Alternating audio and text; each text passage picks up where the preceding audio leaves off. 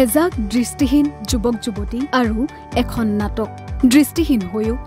আকাশ চোৱাৰ মন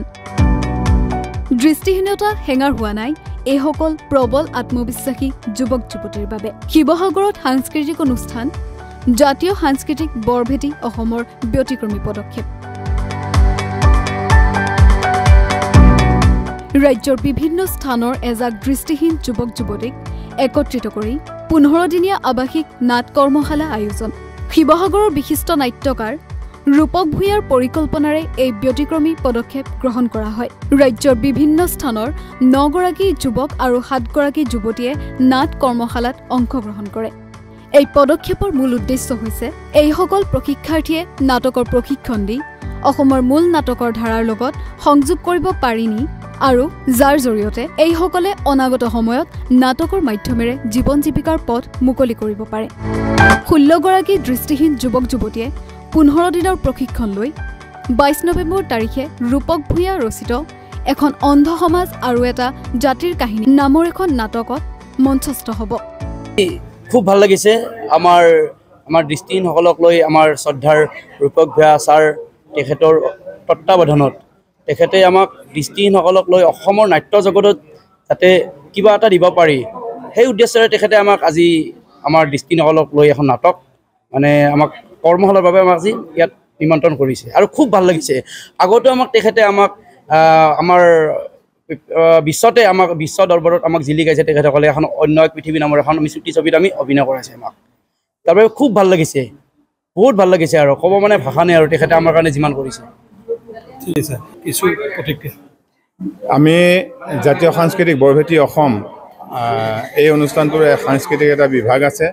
আৰু এই বিভাগটোৰ ফালৰ পৰা আমি অসমৰ বিভিন্ন প্ৰান্তৰ কেইবাখনো জিলাৰ পৰা প্ৰায় 16 গৰাকী জন্মান্ধ ছাত্ৰ ছাত্ৰীক ইয়াতে সমবেত কৰাইছোঁ আমাৰ উদ্দেশ্য হ'ল যে এওঁলোকক আমি নাটকৰ প্ৰশিক্ষণ দি অসমৰ যিটো মূল নাট্যধাৰা এই নাট্যধাৰাটোৰ লগত কেনেবাকৈ আমি সংযুক্ত কৰিব পাৰোঁ নেকি যাৰ জৰিয়তে তেওঁলোকে অনাগত সময়ত নিজে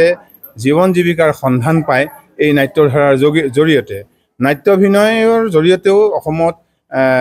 জীৱিকাৰ বাট উলিয়াব পৰা যায় এই কথাটো আমি সৰ্বজন বিদিত আমি সকলোৱে জানো কিন্তু কথা হৈছে কি এই দৃষ্টিহীন লোকসকলে এটা পেছাদাৰী ধাৰাত নাটকৰ লগত জড়িত হৈ তেওঁলোকে অনাগত সময়ত তেওঁলোকৰ জীৱন জীৱিকাৰ চিন্তা কৰিব পাৰে নেকি বা সন্ধান কৰিব পাৰে নেকি ঠিক এনেধৰণৰ কিছু চিন্তাৰে সৈতে আমি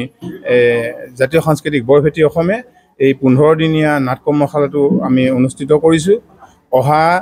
21 তাৰিখলৈকে আমাৰ কৰ্মশালা অনুষ্ঠিত হ'ব আৰু 22 তাৰিখৰ দিনাখন এই কৰ্মশালাৰ প্ৰশিক্ষিত ছাত্ৰ ছাত্ৰীসকলৰ জৰিয়তে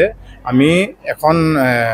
নাটক শিৱসাগৰত মঞ্চস্থ কৰিম হিন্দু ধৰ্ম সভা নামঘৰ প্ৰেক্ষাগৃহত আৰু নাটকখনৰ নামটো হৈছে এখন অন্ধ সমাজ আৰু এটা জাতিৰ কাহিনী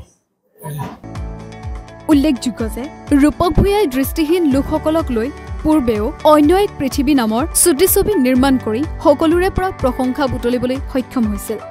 জাতিৰ হিয়াৰ আমঠু জুবিন গাৰ্গৰ প্ৰতিছবিত শ্ৰদ্ধাঞ্জলি জনোৱাৰ লগতে এইসকল যুৱক যুৱতীয়ে মায়াবিনী ৰাতিৰ বুকুত গীতটি পৰিৱেশন কৰে শিৱসাগৰৰ পৰা পাৰ্শ্বজ্যোতি গগৈৰ প্ৰতিবেদন নৰ্থ ইষ্ট নাও